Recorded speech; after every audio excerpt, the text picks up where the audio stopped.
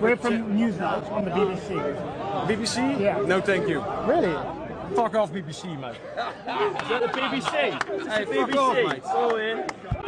This guy will make nonsense. President Trump is doubling down on his threat to sue the BBC, confirming his legal team is to seek between $1 and $5 billion in damages, possibly as early as next week. Yeah, the BBC apologised over its misleading edit of one of Mr Trump's speeches in its Panorama programme, and the Director General and the Head of News resigned, but the President says it's not enough and he has an obligation to sue. So the BBC has apologised and retracted the report, but they say they won't pay any compensation. Well, we'll sue them. We'll sue them for anywhere between $1 billion and $5 billion, probably sometime next week. So you're ready to take? Well, I think I have to do it. I mean, they've even admitted that they cheated. I mean, not that they couldn't have not done that. They cheated. They changed the words coming out of my mouth. That's worse than what CBS did with Kamala. They changed her answer, but at least they didn't show it, coming out of her mouth. Have you raised the issue with Sir Keir Starmer? I have not, but I'll call him. I'm going to call him over the weekend. He actually put a call into me. He's very embarrassed. I don't know what percentage is owned by the country, but regardless if it's small or large or nothing, I can say this, the UK is very, very embarrassed by BBC, what they did. How far will you push it? Because they haven't offered, our understanding is they've offered no money whatsoever. They've apologised in a letter, but they haven't offered you a penny in compensation. There was this figure of $1 billion that you may be pursuing. I think I have an obligation to do it. Look, I'm not looking to get into lawsuits, but I think I have an obligation to do it. This was so egregious. If you don't do it, you don't stop it from happening again with other people. I think you probably have an obligation. I'd like to find out why they did it. It's so bad. Yeah. Who thinks like they legitimately? You see the BBC thing? The BBC thing is crazy.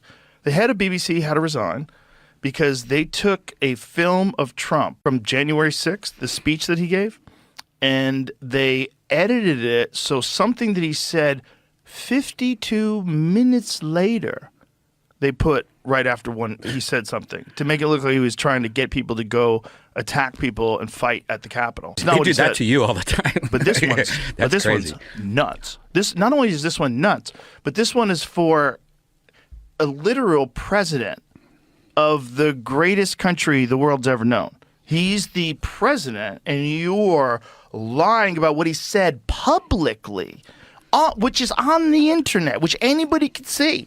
Like, it is the clearest indication of how that woke shit was rotting people's brains. And is still, but just less. And they're fucked now. I would take Donald Trump very seriously. As we know, with CBS, he actually sued them from $10 billion, took the lawsuit up to $20 billion. That ultimately settled for $16 million, and that was with the doctoring of Kamala Harris's interview on 60 Minutes just a couple of days before elections. He will definitely sue the BBC, and I believe corrupt is maybe even too soft.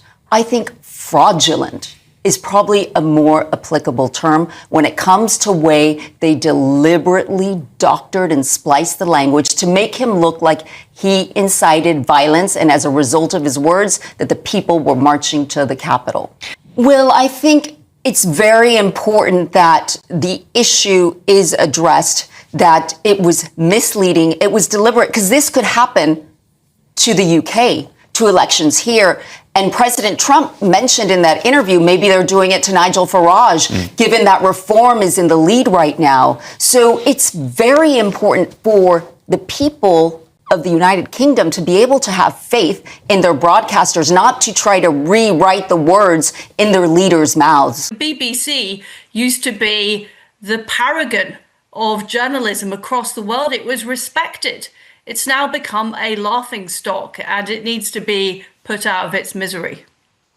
If I can just bring you back to the BBC, where do you see this going now, President Trump? Do you see this being a long, legal, protracted conflict with the BBC? Would you like to see it Well, tied they've up admitted quickly? their guilt, but they don't have to admit their guilt. It's on tape, you know. I mean, there's nothing to admit. No, I think very shortly we have a statutory period. We've notified them by writing, and I think you have to wait a week. And so that time's coming up, and after that time comes up, we'll sue them. My lawyers say for $1 billion or more, and we'll see how it all works out. But I can't imagine they could do very well in that lawsuit. What they've done is incredible. I sort of have an obligation, not that I want to do it, I have an obligation to do it.